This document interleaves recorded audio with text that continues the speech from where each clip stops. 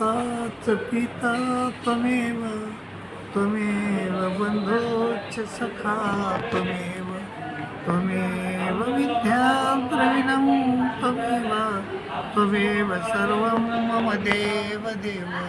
श्री गोपाल कृष्ण महाराज की जय. मायबाबू, आपण संसाराबद्दल जेवढे सतर्क आहोत, संसाराचं हित आपण जेवढं बघतो तेवढं परमार्थाचं हित आपण बघत नाही. आपलं शरीर आणि आपला आत्मा, शरीराची तुम्ही जाणीव करून घेत नाहीत. शरीर काय आहे, आपला आत्मा काय आहे याचा तुम्ही, शरीर काय आहे, आत्मा काय आहे याचा विचार तुम्ही करत नाहीत, त्याची माहिती करून घेत नाही. आपलं शरीर काय आहे, आपला आत्मा काय आहे, आपण कोण आहोत बाबा, आपण कोण आहोत, कुठून आलोत, कशाला आलोत, आपलं शरीर हे आपल्याला कशाला दिलं आहे, तर ह्याचा विचार आपण केला पाहिजे. संसारात आल्यावर निदान मानव देहामध्ये आल्यावर तरी हा विचार केला पाहिजे. कारण मानव देहात आल्यानंतर आपल्याला बुद्धी आहे, आपल्याला स्वातंत्र्य आहे, आपल्याला वाचन आहे. इतर देहामध्ये आपल्याला बुद्धी नाही, स्वातंत्र्य नाही, वाचन आहे.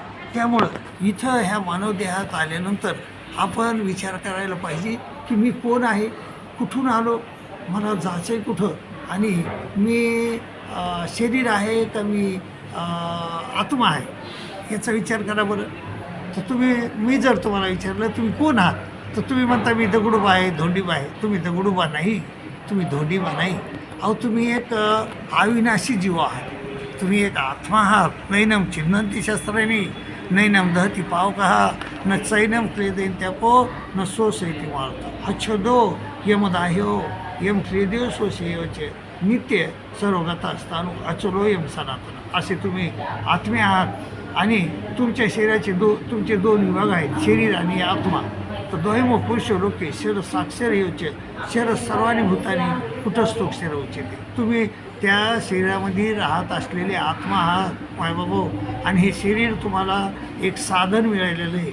जसं 184 योने हे साधनं आहेत तुमच्यासाठी मिळालेली. तर 83,59,999 योन्या ह्या तुम्हाला दुःख भोगण्यासाठी मिळालेली साधन आहे.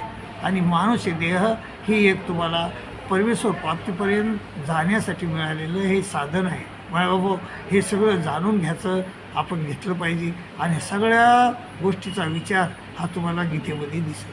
तर ह्यामध्ये सांगितलं आहे की, आणि मग आपण सकाळी तुम्ही विचार करा, सकाळी उठल्यापासून तुम्ही कोणासाठी काम करता? केवळ तुम्ही शरीरासाठी काम करता. 24 तास शरीरासाठी काम करता. शरीराचं दुखलं तर तुम्ही त्याला दवाखान्यात घेऊन जाता, तुम्ही शरीराला ताजमहल पाहायला नेता. अरे पण तो जो आत्मा आहे, आत्म्यासाठी काही करता का? नाही. आत्म्यासाठी आपण करायला पाहिजे. मायबापो, आत्म्यासाठी श्रीकृष्ण महाराजांनी गीतेमध्ये सांगितले, तुमचा आत्म्याचा बोध तुम्हाला झाला पाहिजे. आत्म्याचं कल्याण तुम्हाला का, तुम्ही शरीराचंच कल्याण इच्छिता, संसाराचं कल्याण इच्छिता, परमार्थाचं कल्याण इच्छा मायबापो. आणि संसारात मधून थोडं विभक्त व्हा. काय म्हणले श्रीकृष्ण महाराज? तुम्हाला फार मोठी गोष्ट सांगितलेली नाही. ते म्हणले निर्माण मोह, म्हणजे संसाराचा मोह सोडा.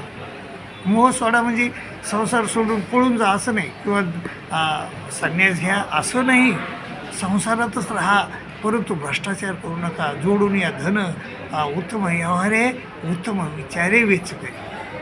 मग उत्तम तो गती, मग तो एक पाविलं उत्तम भोगेल जीव खाणी, असं संत तुकाराम महाराजांना आपल्याला सांगितलेलं आहे. बायबाबू, संत तुकाराम महाराज गीता, वेद हे काही वेगळे नाही. संताईनं आपल्याला सगळं वेदातलं, पुराणातलं, गीतेतलंच सांगितलेलं आहे. आपण ऐकत नाहीत बायबाबू. त्यामुळं आपण, गीता ही सगळ्याचं मूळ आहे.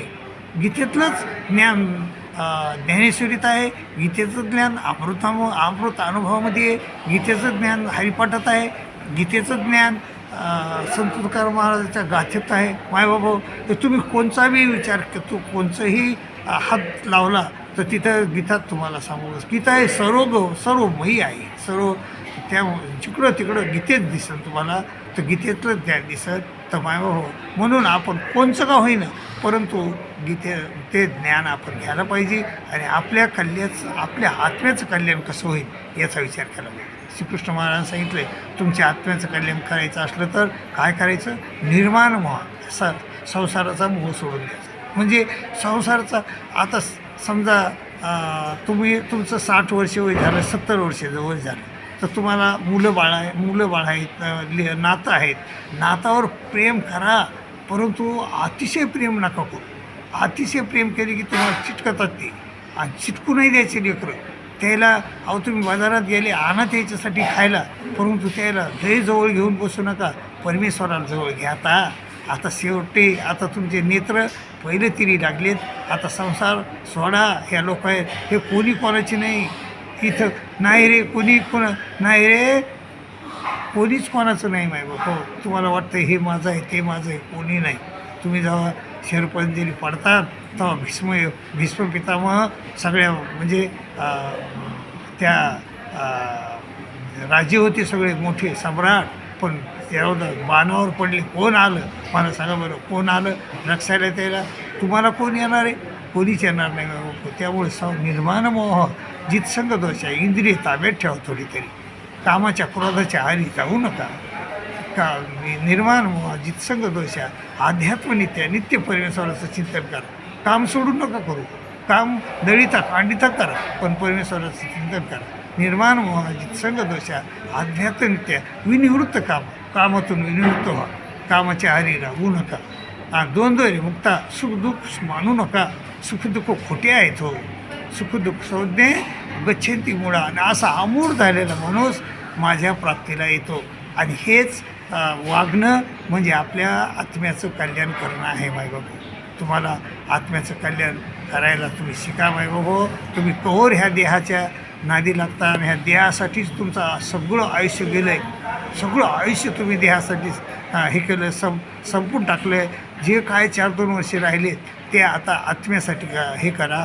आणि मायबाबा आत्म्यासाठी ते 4-2 वर्षे का होईना परमेश्वराचं चिंतन करा. एका बाजूला बसून आणि जे मिळेल ते खा आणि परमेश्वराचं चिंतन करत राहा. आणि चिंतन करतच मरा. कारण यमे मापे स्वरम भावम तेजते ते कलवरम तम तमेवे तिकवते सदा तद्भव व्हायचं. तस्मा सर्वेषु कालेषु मामनुस्मरित त्याचे श्रीकृष्ण महाराज म्हटलं सदा सर्व काळ माझं चिंतन कर. आणि मैर्पित मन बुद्धीर मामे वैशिष्य संशय. मला मन आणि बुद्धी अर्पण करा. मग मन आणि बुद्धीच तुम्ही संसारातून काढा. मग संसार सोडा नाही, मना आणि बुद्धी संसारातून काढा आणि परमेश्वराचं चिंतन करा. एवढीच मी तुम्हाला विनंती करतो आणि तुमचं आत्मकल्याण इच्छितो. तुमचं आत्मकल्याण करून घ्या मायबाप. तरच ह्या नरदेहाचं सार्थक करून घ्या अशी मी तुम्हाला नम्र विनंती करतो आणि इथंच थांबतो. दंडोत प्रणाम.